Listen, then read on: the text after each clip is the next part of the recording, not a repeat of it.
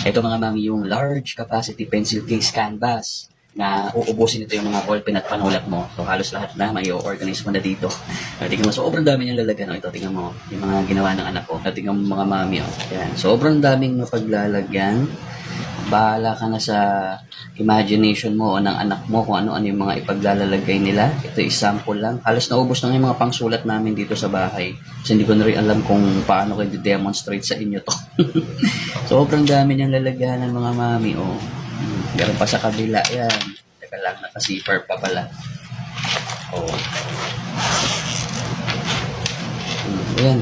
Magsasawa po kayo sa dami ng ilalagay. Yung mga junakis nyo, magsasawa sa dami ng mailalagay dito sa pencil case na to. So magsawa kayo, magsawa yung mga anak po ninyo sa dami ng mailalagay. O busin nyo lahat ng mga ballpen, mga pangsulat, maliliit na ruler, maliliit na school supply dyan sa bahay nyo para mabagkasya dito sa ating large capacity canvas pencil case. Makapal po siya, malaki, maganda yung zipper, may handle pa na ganito. Nakakatuwa lang.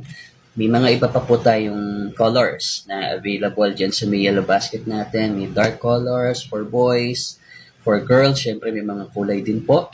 Nandiyan na po sa may yellow basket. Mag-check out na mainam po mga mami na habang maaga. Mamili na po ng mga school supplies, no, para pagdating ng pasukan, tayo nagkukumahog dyan. Kaka-rush, kakahanap ng pambili ng mga gamit. So, kung may budget, andyan na sa may yellow basket, check out ka na.